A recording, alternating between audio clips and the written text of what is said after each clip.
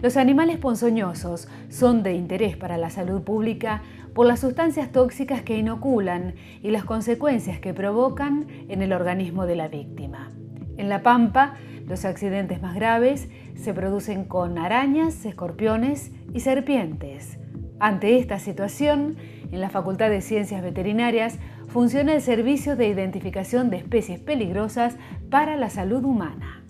El Servicio de Identificación de Animales Ponzoñosos o Peligrosos para la Salud Humana surgió a partir de una necesidad de la comunidad, por curiosidad o por miedo. Traían especímenes a la facultad para ver si eran venenosos o no, la mayoría, o por si podían hacerle daño a su salud.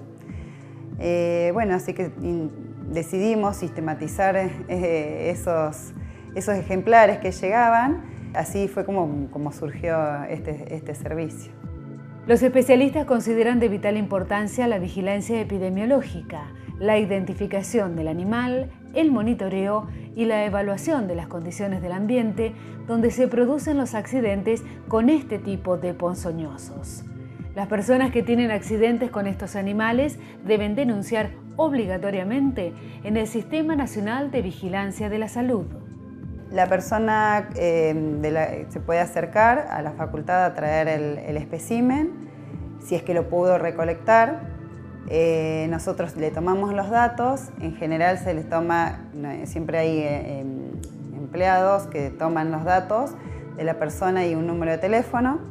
Le preguntamos dónde los han encontrado, en qué circunstancias y cuál es el motivo de la consulta, que generalmente es eso, si hace daño o no a la salud humana. Muchas veces, y ahora con las tecnologías, también se comunican por teléfono, envían fotos por WhatsApp o también por correo y también son respondidas esas consultas.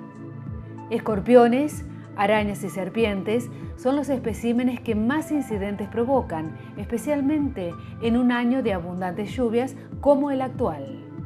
Los escorpiones, que en La Pampa no hay descriptos los letales, los que posiblemente pueden causar muerte o daños severos a la salud. También esta época, justamente este año en particular, muchas serpientes, muchas consultas por serpientes, por años lluviosos. Les llama la atención los colores y ellos quieren saber si pueden hacerle daño a la familia, porque generalmente la encuentran en el patio de su casa o circunstancialmente dentro de sus casas. Que son animales que salen a buscar comida o salen a aparearse.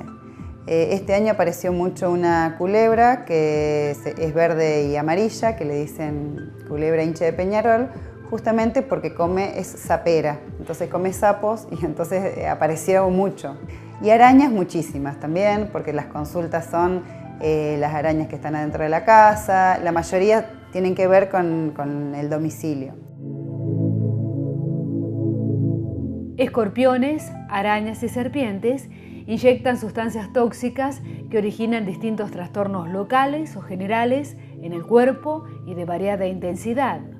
En muchos de los casos, si los cuadros no son atendidos a tiempo, pueden producir grandes problemas e incluso la muerte. Para evitar llegar a estas situaciones extremas, lo mejor es actuar en la prevención y generar conciencia en la población. Las recomendaciones es difícil porque el pasto crece rapidísimo con esta humedad, hay que tener el pasto cortado, no andar descalzos, si van al campo o algún terreno baldío, andar con un zapato adecuado, que puede ser un borcego o una bota, no mover ladrillos, si tienen escombros, tenerlos ordenados, si hay leña, que estén arriba de algunos tablones, tipo los pallets.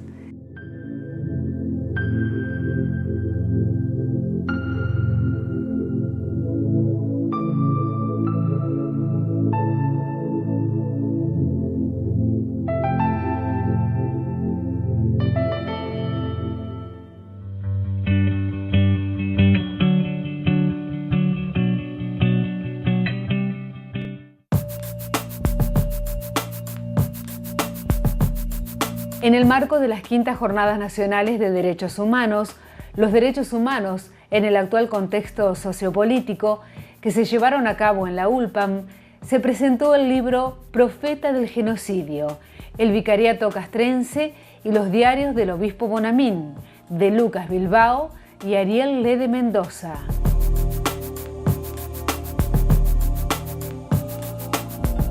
Bonamín fue un obispo salesiano, vicario de las Fuerzas Armadas entre 1960 y 1982.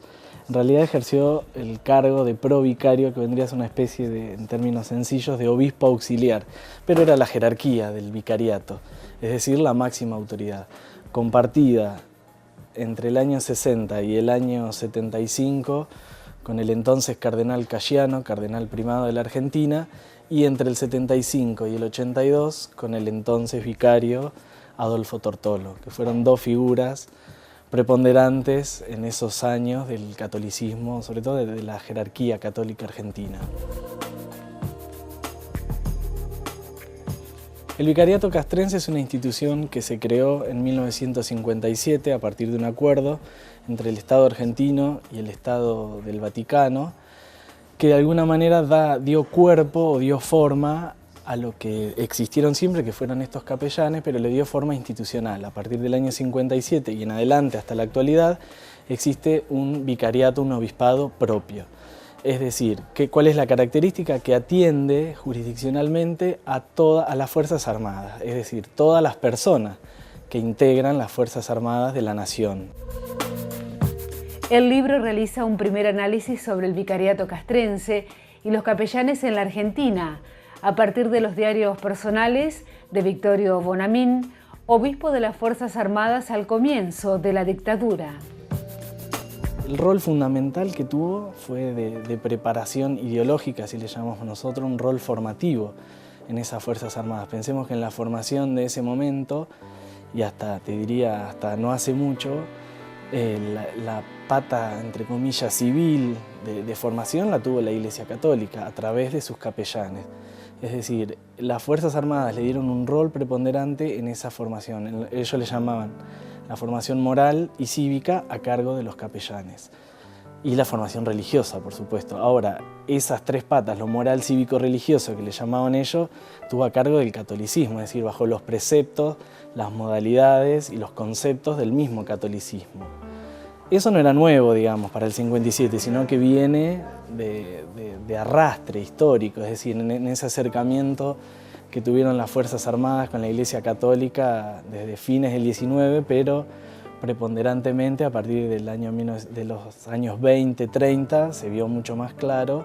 Entonces llegan al 57 con la creación de este vicariato, armando la estructura, pero con algo previo, con un camino previo, y llegamos a los años 70 con una capilaridad de esos capellanes y de esa formación al interior de las Fuerzas Armadas mucho más desplegada, mucho más fuerte. La Iglesia Católica cumplió un rol preponderante en la preparación a esas Fuerzas Armadas, colaborando, o al colaborar, a decir, bueno, el enemigo tiene estas características. Fundamentalmente el enemigo es apátrida, el enemigo es antirreligioso, es anticristiano, anticatólico. Entonces con eso es lo que hay que avanzar. Los diarios reúnen la doble condición de fuente historiográfica insustituible y aporte de peso a las causas contra los crímenes de lesa humanidad perpetrados por la dictadura militar. Al mismo tiempo, son un testimonio en primera persona por el que desfilan junto a nimiedades cotidianas, secuestros, asesinatos y torturas. El aporte mayor que logramos con la investigación es poder haber dimensionado lo que fue la institución del Vicariato Castrense. Es decir, conocíamos el Vicariato Castrense a partir de los testimonios de los sobrevivientes que habían tenido la mala experiencia dentro, digamos, de lo que fue la experiencia del terrorismo de Estado, de haberse encontrado o en un centro clandestino o en una cárcel al capellán, a la voz del capellán, momentos de quiebre total, como puede ser la tortura o después de la tortura, por ejemplo, ahí aparecía el capellán, queriendo reconfortar a la víctima, pero en realidad todos sabemos, y los mismos testimonios de los sobrevivientes lo dicen, que en realidad era para sacar información, para que ellos se autodelaten delante de las Fuerzas Armadas. Entonces, creo que el trabajo la investigación marca es haber tomado dimensión de una institución que cubrió, ya te digo, todo el país, que estuvo presente en todas las unidades militares, porque no hubo una unidad militar donde no hubo capellán. Fue la participación de una institución con un mandato claro, con una serie de lineamientos que frente al accionar represivo lo primero que debían era cuidar la moral de la tropa. Es decir, cuidar la conciencia de esos genocidas que estaban reprimiendo, que estaban torturando.